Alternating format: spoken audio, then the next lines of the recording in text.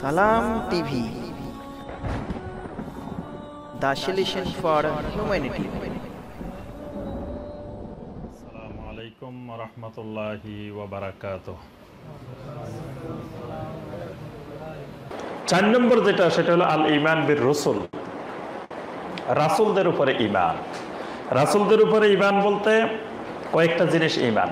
একটা হলো নবী রাসূলদের সংখ্যা, কতজন নবী রাসূল পৃথিবীতে এসেছেন।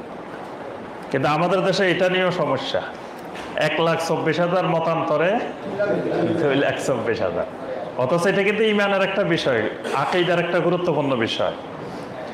এখানে এই বিষয়টা খেয়াল রাখতে হবে যে আকীদার বিষয় যেটা হবে সেটা নিয়ে কোনো একতলাপ থাকা যাবে না। দ্বিতীয় বিষয় হলো আকীদার বিষয় যেটা হবে সেটা কোনো দুর্বল দলিলের উপরে প্রতিষ্ঠিত হতে পারবে না, হয় কোরআনে কারিমের আয়াত অথবা নবী সাল্লাল্লাহু আলাইহি ওয়াসাল্লামের সহিহ হাদিস, এর বাইরে আকীদা হবে না।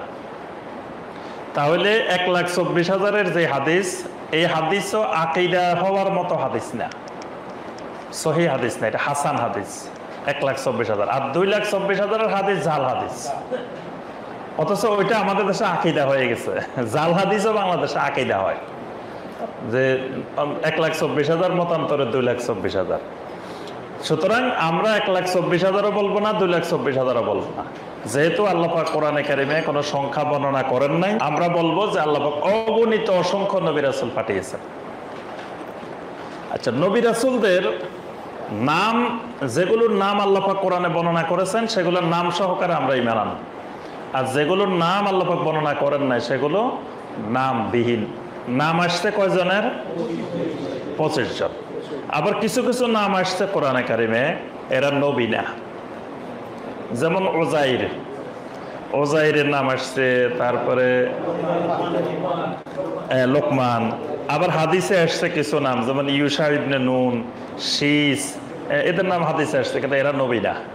অর্থাৎ নবী হিসাবে 25 জন নবীর নাম কোরআনে কারিমে উল্লেখ পাওয়া যায়। এদের নাম সহকারে আমরা ঈমান আনব। আর যাদের নাম পাওয়া যায় না তাদেরগুলো আমরা নামবিহীন। আমাদের এই উম্মতের বৈশিষ্ট্য হলো আমরা উম্মতে ওয়াসাত হিসাবে আমরা সব নবীদের উপর আমরা ঈমান আনি। কোন নবীর মধ্যে আমরা পার্থক্য সৃষ্টি করি না, যে অমুক নবীকে মানি অমুক নবীকে মানি না, অমুক নবীকে, এরকম আমরা বলি না। আমরা সব নবীর উপরে লা নুফাররিকু বাইনা আহাদিম মির রুসুলি, আল্লাহ রসুলদের মধ্যে আমরা কোনো পার্থক্য সৃষ্টি করি না। নবী রাসূলদের ব্যাপারে আকীদা হবে যে তারা সবাই আল্লাহর বান্দা, আল্লাহর গোলাম, তারাও আল্লাহর বান্দা। আমাদের উপরে যেমন সালাত ফরজ, নবী রাসূলদের উপরেও সালাত ফরজ, তারাও আল্লাহর বান্দা। আমাদের উপরে যেমন পর্দা করা ফরজ, নবী রাসূলদের উপরেও পর্দা করা ফরজ, তারাও আল্লাহর গোলাম, তারাও আল্লাহর বান্দা। তারা মানুষ ছিলেন, একজন নবীও আল্লাহ জিন অথবা ফেরেশতা পাঠান নাই। সমস্ত নবীকে আল্লাহ পাক মানুষ নবী পাঠাইছেন। আর সমস্ত নবীরা পুরুষ ছিলেন। তবে মানে কোন মুফাসসিরেরা নারী নবীর বর্ণনা দিচ্ছেন। যেমন তাফসিরে কুরতুবী যিনি রচনা করেছেন, ইমাম কুরতুবী, তিনি তার তাফসিরে নারী নবীর বর্ণনা দিচ্ছেন। তারপরে আরো অনেক বড় বড় ব্যক্তিরা বর্ণনা দিচ্ছেন। তবে জমহুর বর্ণনা হইল যে আল্লাহ পাক কোনো নারী নবী পাঠান নাই, আল্লাহ পাক সব পুরুষ নবী পাঠিয়েছেন। যাদের নাম আসছে কোরআনে কারিমে, অনেক নারীর নাম আসছে।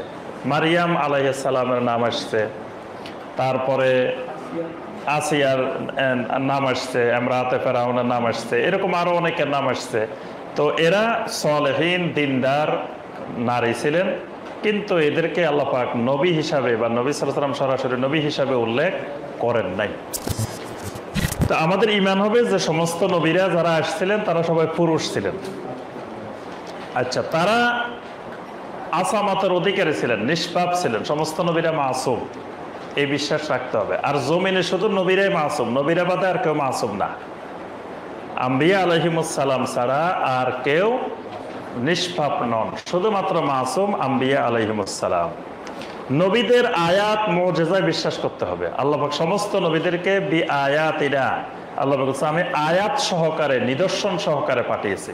তাহলে নবীদেরকে বিশ্বাস করার সাথে সাথে নবীদের নিদর্শন মুজিজাগুলোকেও বিশ্বাস করতে হবে। প্রত্যেক নবীকে আল্লাহ পাক কিছু কিছু মর্যাদা দিয়েছিলেন।